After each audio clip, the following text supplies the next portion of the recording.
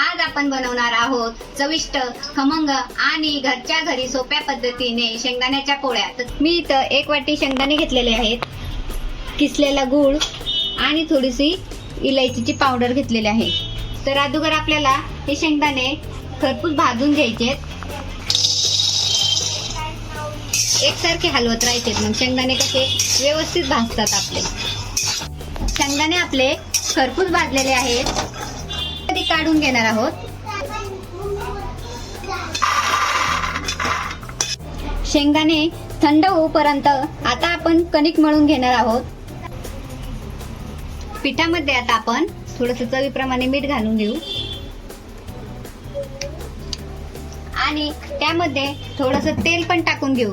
तेल घातल्याने कसं आपली पोळी मऊ आणि खुसखुशीत होती।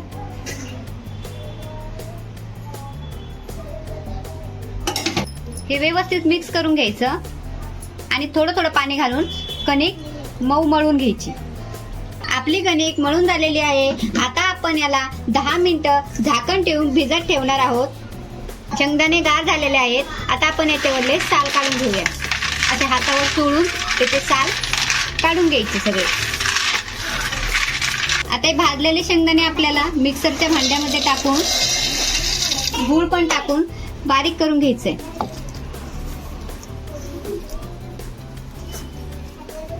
आता हे मी मिक्सर मध्ये बारीक करून घेतलंय, त्यामध्ये मी थोडीशी इलायची पावडर टाकून व्यवस्थित मिक्स करून घेणार आहे। हे गाठी सगळे फुटल्या पाहिजे अशा व्यवस्थित मिक्स करून घ्यायचं आपल्याला। आता हे व्यवस्थित मिक्स आणि एकजीव झालेलं आहे मिश्रण। आता 10 मिनिटं झालेले आहेत, आपली कणिक मस्त मऊ झाली। आता आपण पोळी लाटून घेऊया। थोडासा असा उंडा घ्यायचा,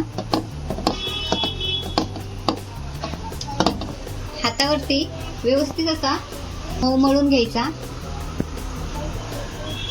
आता थोडंसं पिठावरती असं हे करून त्याला आपण गोल करून घेणार। जसं आपण पुरणपोळी बनवतो तशीच ही शेंगदाण्याची पोळी पण बनवायची आणि नंतर त्यामध्ये आपण बनवलेलं शेंगदाण्याचं मिश्रण घालून व्यवस्थित असं फोल्ड करून घ्यायचं।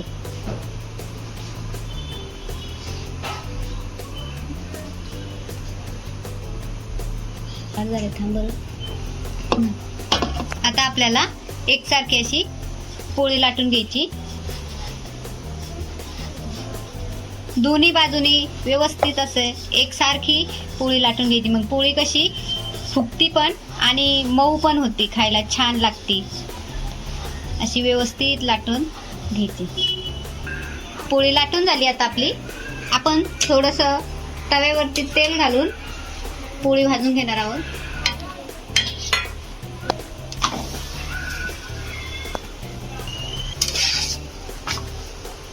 बघा व्यवस्थित अशी भाजलेली आहे। आता आपण तेल वरतून तेल लावून पोळी व्यवस्थित भाजून घेऊ। दोन्ही साईडने व्यवस्थित असं तेल लावून छान अशी खरपूस भाजून घ्यायची पोळी। पोळी आता आपली फुगलेली आहे, याला आता आपण पलटी मारून घेऊ। अशा तयार झाल्या आहेत आपल्या गरमागरम आणि चविष्ट खमंग शेंगदाण्याच्या पोळ्या।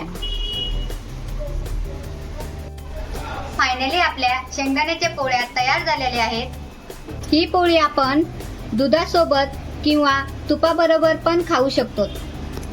अशाच रेसिपी पाहण्यासाठी द सिक्रेट रेसिपी मराठी या चॅनेलला लाईक, शेअर, सबस्क्राईब करा। तर चला पुन्हा भेटूया अशाच एका नवीन रेसिपीमध्ये। तोपर्यंत धन्यवाद।